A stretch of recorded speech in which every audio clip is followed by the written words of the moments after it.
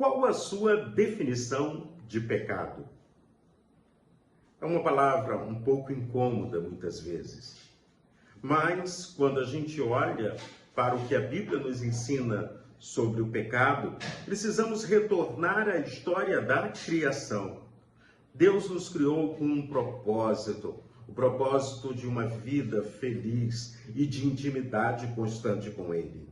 Mas Deus não nos criou como marionetes em suas mãos. Passou ao ser humano o livre-arbítrio, a liberdade de fazer as suas escolhas. E o pecado, então, se tornou uma realidade na vida da humanidade. Desobediência. Então, o pecado é desobediência aos planos e propósitos de Deus para a vida de todo ser humano. E aí, quando a gente começa a imaginar, a caminhar sobre esse assunto, a Bíblia então vai dizer que pecado é transgressão da lei de Deus, ou falhar em atingir os alvos propostos por Deus para você, para a sua vida, para eu como ser humano, para mim no meio da sociedade. Quando eu estou falhando em atingir o alvo proposto por Deus, isso é pecado. O pecado pode ser negligência, o pecado pode ser uma ação direta, o pecado pode ser omissão em deixar de fazer aquilo que nós sabemos que precisa ser feito. É pecado quando nós apoiamos ou nos calamos diante de injustiças e de tantas outras coisas. Por isso, precisamos refletir no relacionamento com Deus e também nos ensinamentos do Senhor Jesus Cristo. Jesus, quando esteve entre nós e continua agora entre nós através do Espírito Santo, ele ensina que pecado está não mais na ação propriamente dita, mas na intenção que você comete determinada ação. Ou seja, você peca pensando. E na hora que você pensa em fazer o mal a alguém, na hora que você pensa numa maldade, numa injustiça, você já está em pecado. Tanto que estamos lendo a carta do apóstolo Paulo aos Romanos. E no capítulo 3 de Romanos, nos versículos 23 e 24, diz assim: pois todos pecaram e carecem da glória de Deus, sendo justificados gratuitamente por sua graça, mediante a redenção que há em Cristo Jesus. Primeiro, não existe ninguém sem pecado. A segunda questão que eu posso lhe chamar a atenção é que não existe tamanho de pecado. Existe o tamanho da consequência do pecado. Porque todo pecado é desobediência para com Deus. Então, não existe o tamanho do pecado. Vai existir o tamanho da consequência do pecado.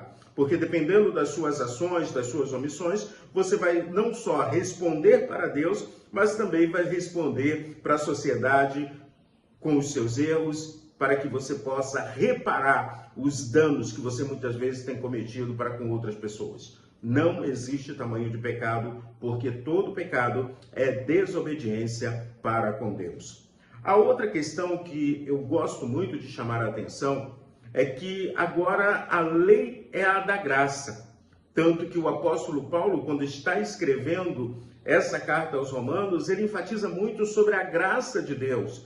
Então, nós fomos justificados gratuitamente por sua graça. A graça de Deus nos justificou quando Jesus Cristo assumiu o nosso lugar ali na cruz do Calvário. Graça é um presente que nós não merecemos, mas ganhamos a si mesmo. Então, a justificação dos nossos pecados, o perdão dos nossos pecados é pela graça de Deus.